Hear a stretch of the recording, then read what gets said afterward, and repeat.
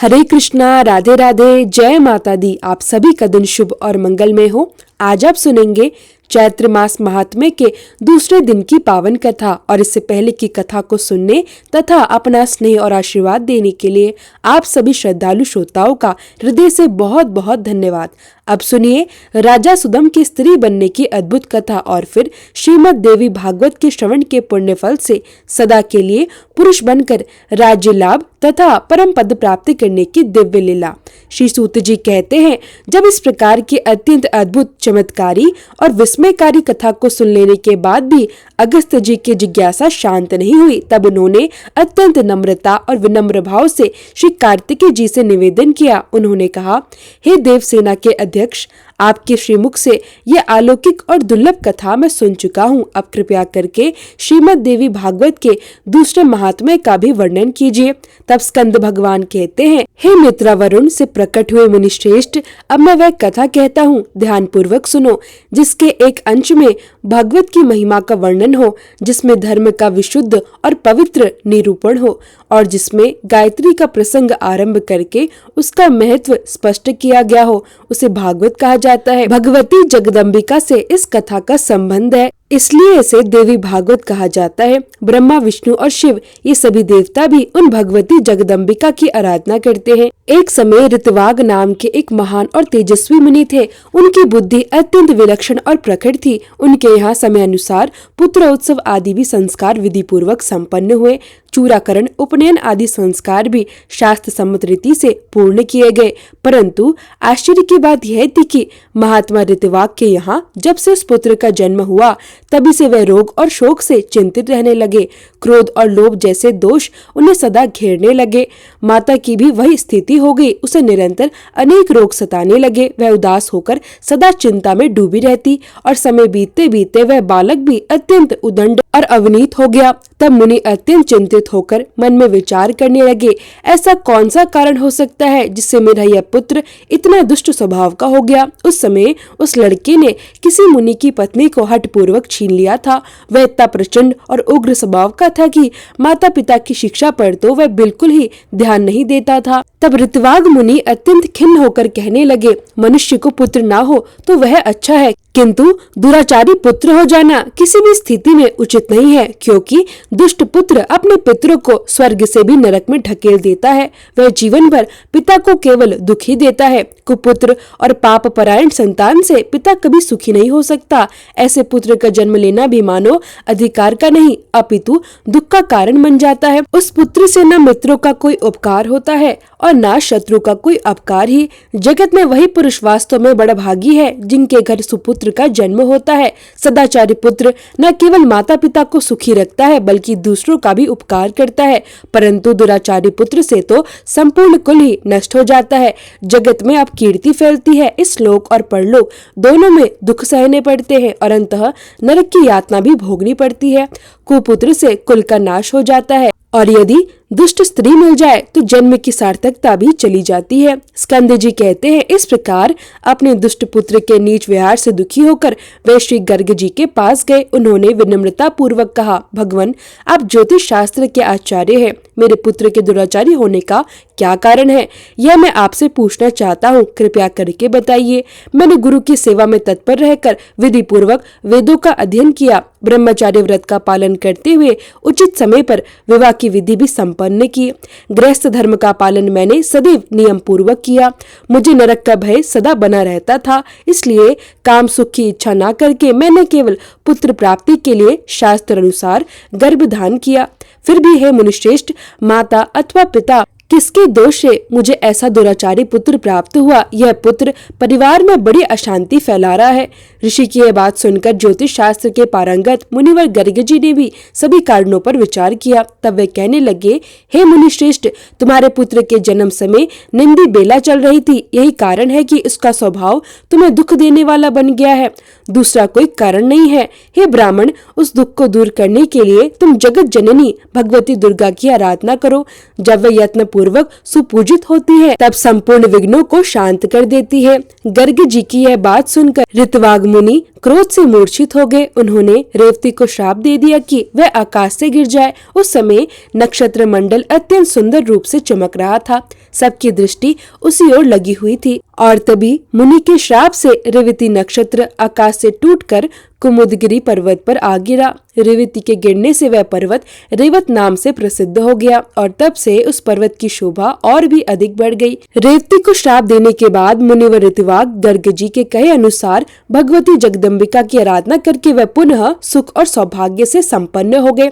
स्कंद जी कहते हैं कि रेवती नक्षत्र का जो दिव्य तेज पर्वत पर आकर गिरा, उसी तेज से एक अद्भुत कन्या उत्पन्न हो गई। वह कन्या इस जगत में अनुपम सुंदरी बनकर प्रकट हुई और दूसरी लक्ष्मी के समान शोभा पाने लगी। रेवती के तेज से प्रकट हुई उस दिव्य कन्या पर प्रमुख ऋषि की दृष्टि पड़ी। उसे देखते ही वे अत्यंत प्रसन्न हो गए। उन्होंने उस कन्या का नाम रेवती रख दिया। महर्षि प्रमुख का आश्रम कुमुदगिरी पर्वत पर स्थित था। वह उस कन्या को अपने आश्रम में ले आए और पुत्री के समान धर्म पूर्वक उसके पालन पोषण की व्यवस्था करने लगे। समय बीतता गया और वह सुंदरी कन्या धीरे धीरे युवती हो गई। जब वह पूर्ण युवा अवस्था को प्राप्त हुई तब उसे देखकर मुनि के मन में विचार उठा, कौन इसके योग्य वर होगा। वह गहन चिंता करने लगे।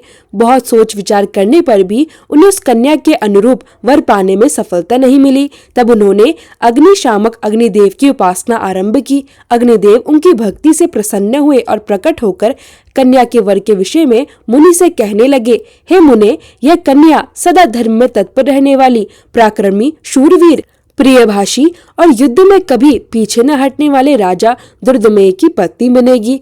अग्निदेव की यह वाणी सुनकर मुनि के हृदय में अपार प्रसन्नता छा गई। उसी समय संयोगवश राजा दुर्दमेय प्रमुख ऋषि के आश्रम में पधार गए। वे अत्यंत बुद्धिमान, वीर और शक्तिशाली थे। उनके पिता का नाम विक्रमशल और माता का नाम कालिंदी था।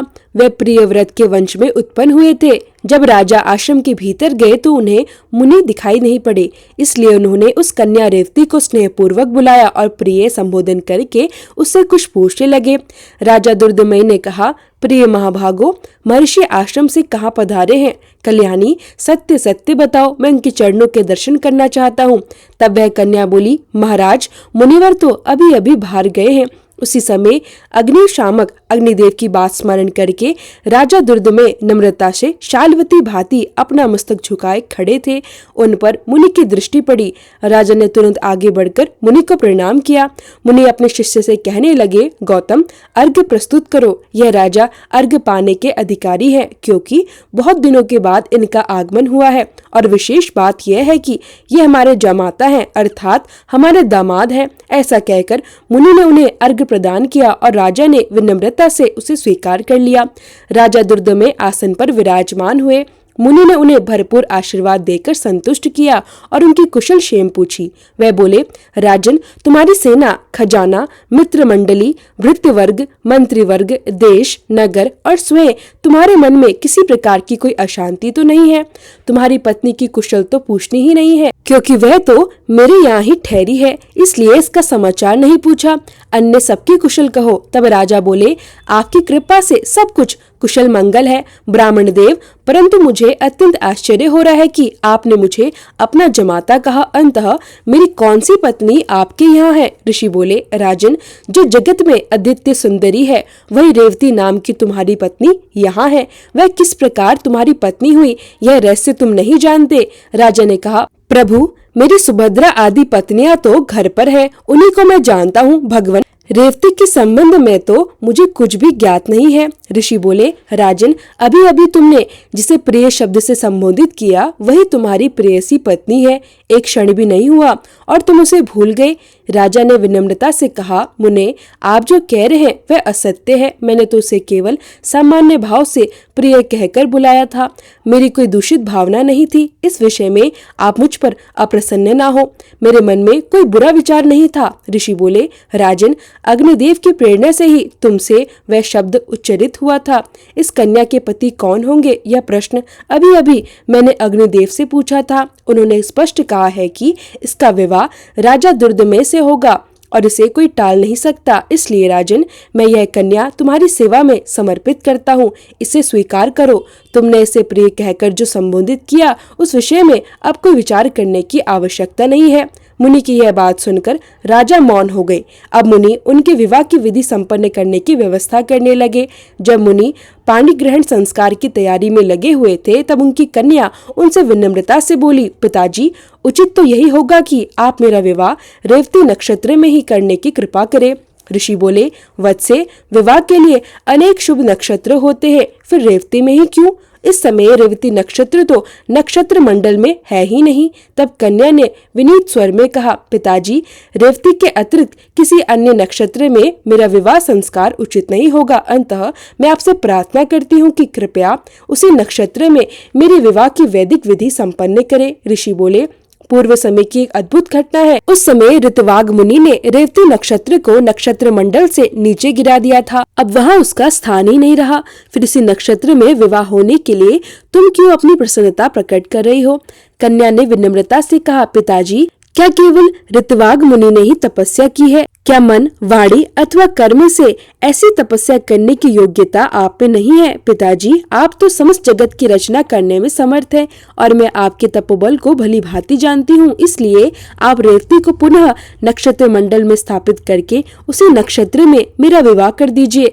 तब ऋषि प्रसन्न होकर बोले, पुत्री, तुम्हारा कल्याण हो।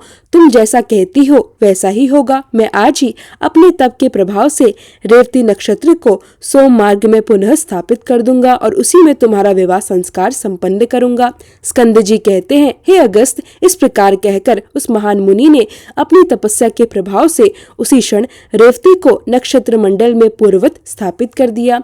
फिर इसी नक्षत्र में वैवाहिक विधि के अनुसार मुनि ने राजा दुर्दमे नामक कन्या का विधि पूर्वक विवाह संपन्न कराया।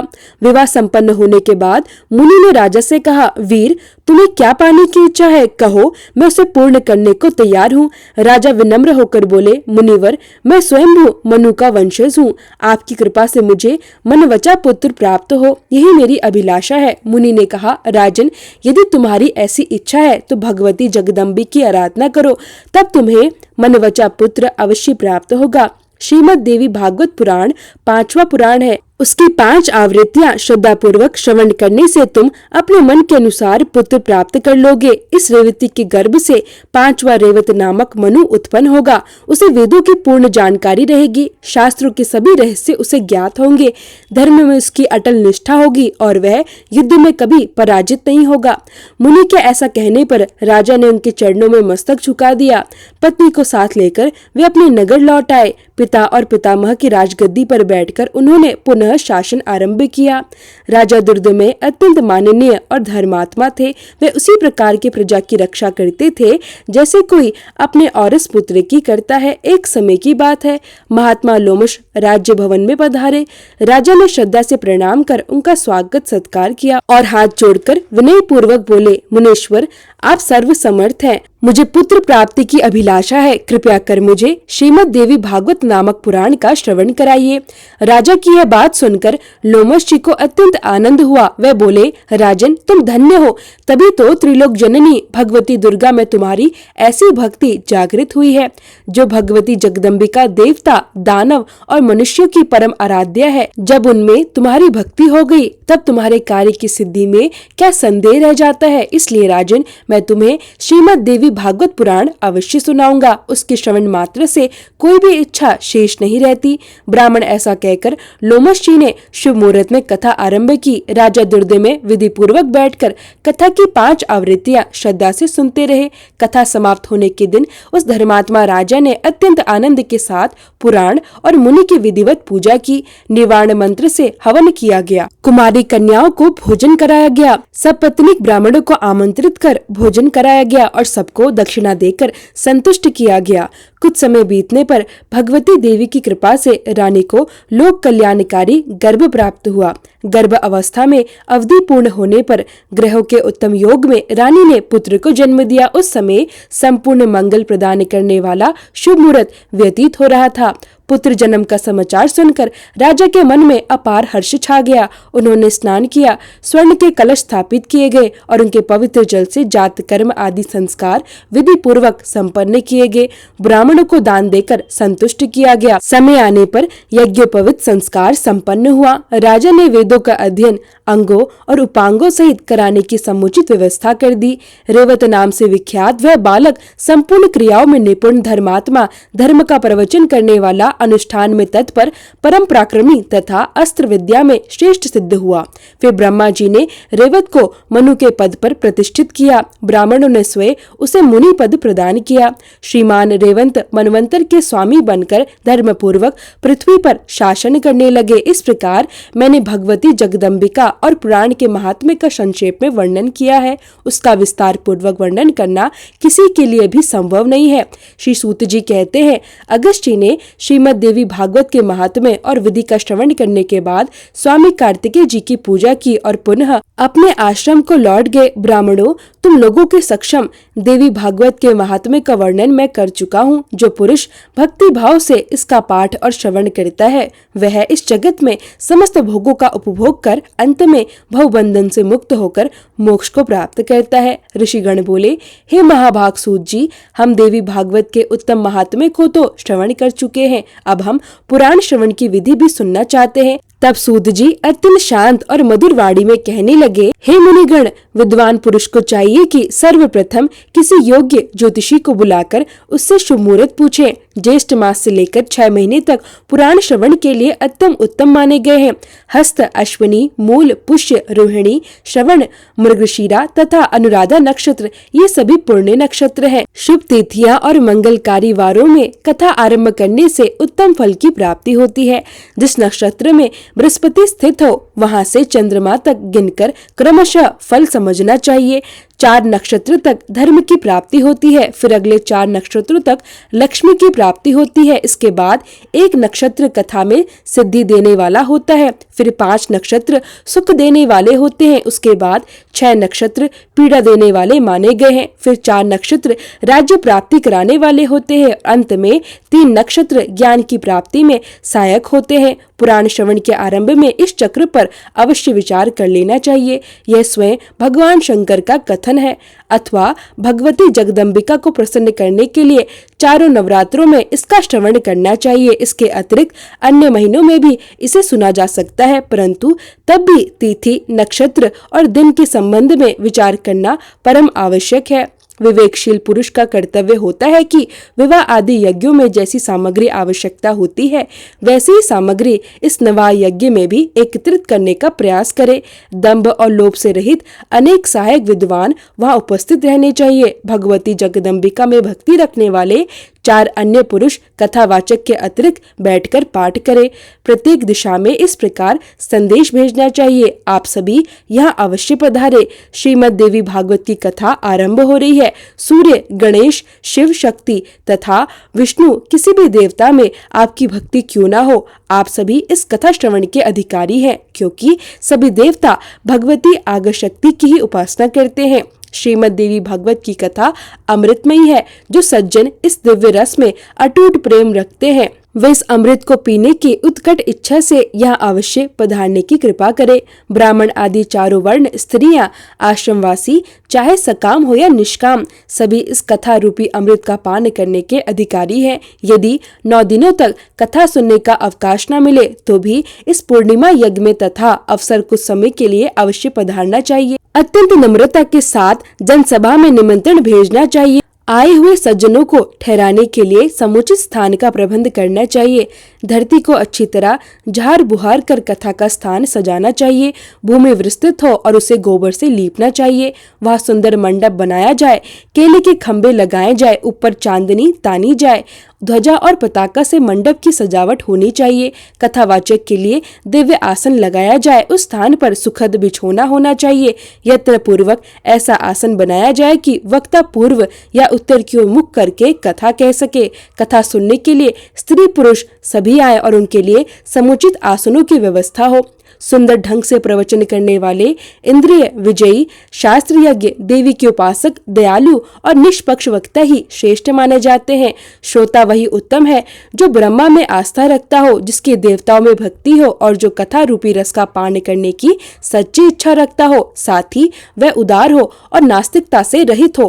पाखंड रचने वाला, लोभी, स्त्री लंपट, धर्म त्यागी, कटुभाषी और क्रोधी स्वभाव वाला वक्ता देवी यज्ञ में श्रेष्ठ नहीं माना गया है। श्रोताओं को समझाने में तत्पर रहने वाले एक प्रकांड विद्वान को संदेह निवारण के लिए सहायक रूप में कथावाचक के साथ बैठाया जाए। कथा आरंभ होने के पहले ही दिन वक्ता और श्रोतागण सोच कर्म आदि से निवृत्त होकर शुद्धि करें। इसके बाद नियम पालन में लग जाएं। सोच आदि से निवृत्त होकर अरुणोदय बेला में स्नान करें। संध्या, तर्पण आदि नित्य कर्म संक्षेप में करें। श्रीमद् देवी भागवत की कथा सुनने का अधिकारी बनने के लिए गौदान करना चाहिए। श्रीमद् देवी भागवत की पुस्तक सुंदर अक्षरों से संपन्न भगवती की वाण्डमय मूर्ति है। संपूर्ण उपचारों से इसकी पूजा करना परम आवश्यक है।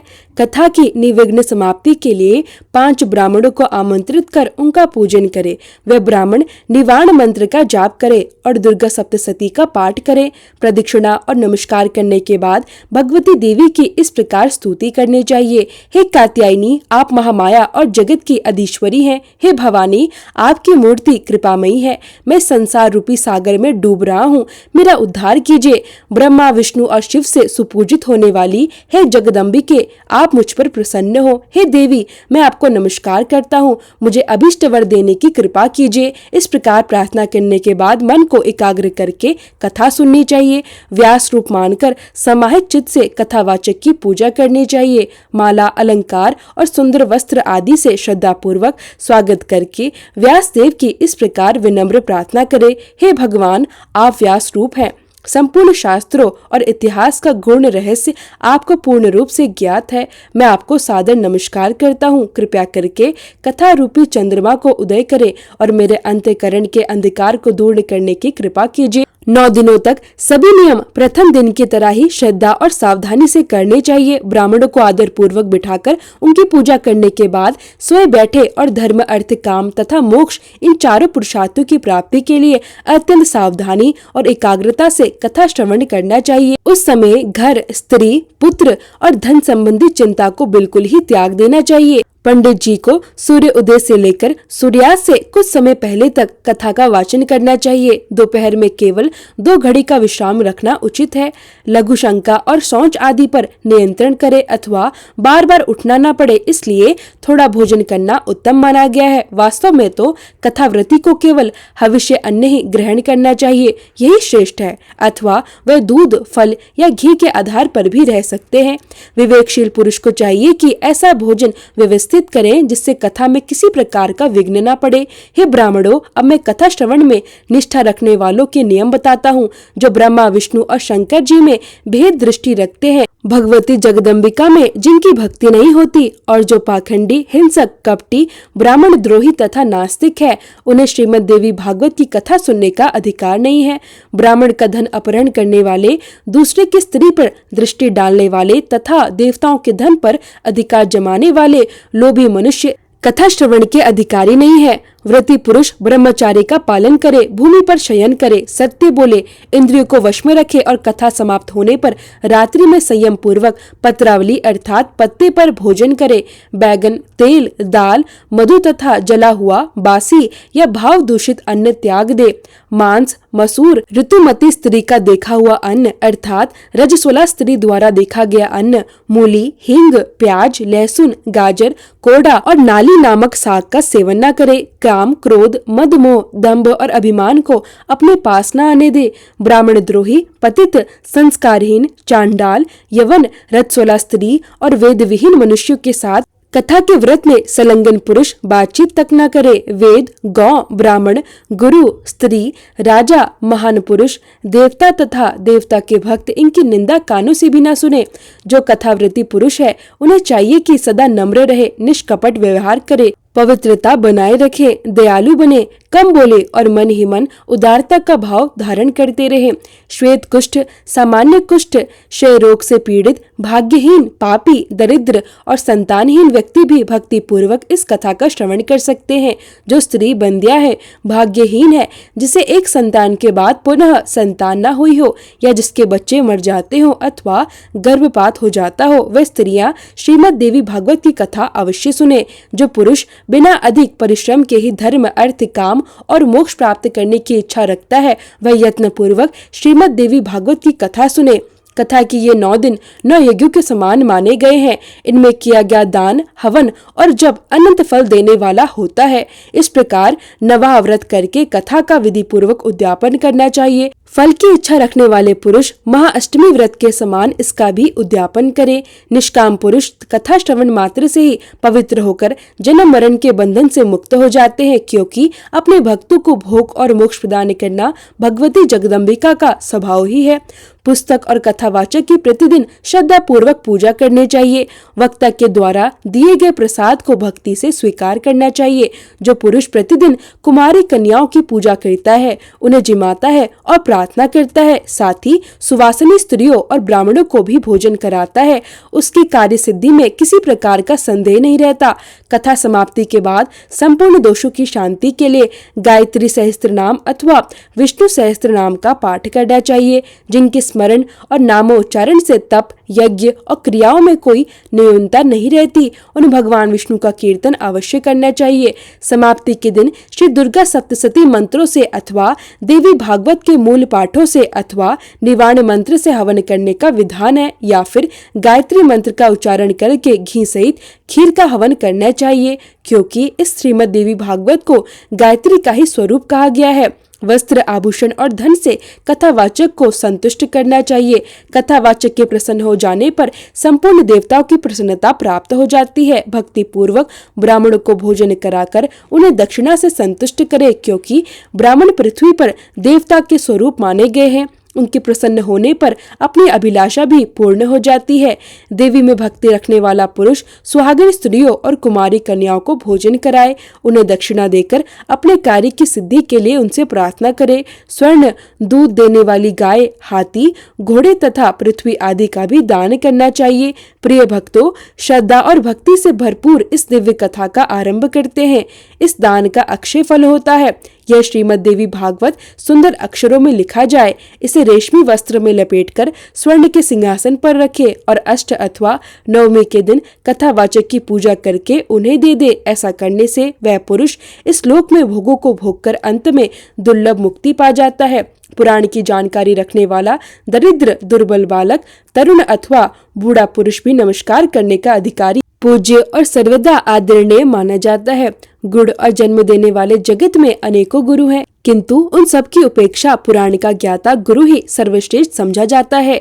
पुराण की जानकारी रखने वाला ब्राह्मण अगर व्यास गद्दी पर बैठकर कथा बाँच रहा हो तो प्रसंग समाप्त होने के पूर्व किसी को भी प्रणाम न करे। पुराण की कथा परम पवित्र है। जो इसे उपेक्षा बुद्धि से सुनते हैं उन्हें फल तो मिलता नहीं, बल्कि उल्टे दुख और दरिद्र भोगने पड़ते हैं। पुराण के जानने वाले पुरुष को आसन, पात्र, द्रव्य, फल, वस्त्र और कंबल देने वाले बड़भागी जन भगवत धाम के अधिकारी होते हैं। जो पुस्तक को रेशमी वस्त्र और सूत्र से सजाकर दान करते हैं, उन पुरुषों को अनेक सुख भोगने का अवसर प्राप्त होता है। अगर कोई पुरुष जिस किसी जानकारी से देवी भागवत की 9 आवृत्ति या सुन चुका हो या देवी भागवत 9 बार सुन चुका हो, उसके फल का कहाँ तक वर्णन किया जाए, वह तो जीवन मुक्त ही हो जाता है। राजा से शत्रुता हो जाए, हैजा आदि महामारी का प्रकोप हो या अकाल पड़ जाए अथवा राष्ट्र विप्लव हो, राष्ट्र में, देश में दुख हो, अकाल हो, तो इन सब के भय की शांति के लिए यह देवी भागवत अवश्य सुनना चाहिए। ये ब्राह्मणों, भूत प्रेत संबंधी बाधा शांत करने, शत्रु से राज्य पाने तथा पुत्रोत्साह समूह के श्रीमुख से आधा श्लोक ही निकला। फिर शिष्य परंपरा से उसी का इतना विस्तृत देवी भागवत तैयार हो गया। गायत्री से बढ़कर ना कोई धर्म है, ना तपस्या है, ना देवता है और ना ही भजने योग्य ही है। गाय शरीर की रक्षा करती है, इसलिए इसे गायत्री कहते कहते हैं, वही गायत्री इस देवी भागवत में अपने रहस्य सहित विद्यमान है। यह देवी भागवत पुराण जगदम्बिका को प्रसन्न करने का अचूक साधन है। श्रीमद देवी भागवत परम पावन पुराण है। ब्राह्मणों का यह एकमात्र धन है। नारायण स्वरूप धर्मनंदन युधिष्ठिर ने इसी में धर्म की पर्याप्त व्याख्या की है। गायत्री का रहस्य निवास, भूत भगवती के मणिद्वीप का वर्णन और स्वयं भगवती द्वारा हिमालय से कही गई गीता का वर्णन भी इसी में है। जिनके संपूर्ण प्रभाव को महान देवता गण भी नहीं जान पाते, उन भगवती जगदम्बिका के चरणों में निरंतर प्रणाम है। जिनके चरण कमलों की धूल के प्रभाव से ब्रह्मा जी इस जगत की सृष्टि करते, विष्णु पालन करते और रुद्र संहार करने में सफल होते हैं, उन भगवती जगदम्बिका के चरणों में निरंतर प्रणाम है। मणिद्वीप पर भगवती जगदम्बिका का भव्य भवन विराजमान है। यह भवन चिंतामणि आदि रत्नों से बना है। अमृत से भरे कूप और दिव्य वृक्ष उसकी शोभा है। भगवान शंकर के हृदय में स्थान पाने वाली प्रसन्न वदनांग दम्बीस उनका ध्यान करके भोग भोगने के बाद निश्चय परम पद भी प्राप्त कर लेते हैं। ब्रह्मा, विष्णु, शंकर और इंद्र आदि देवता जिनकी उपासना करते हैं, वे मणिद्वीप की अधिष्ठात्री देवी भगवती जगदम्बिका जगत का कल्याण करे। जय माता दी। आज के अध्याय में बस इतना ही। इसके आगे की कथा आप सभी कल की वीडियो में जरूर सुनिए।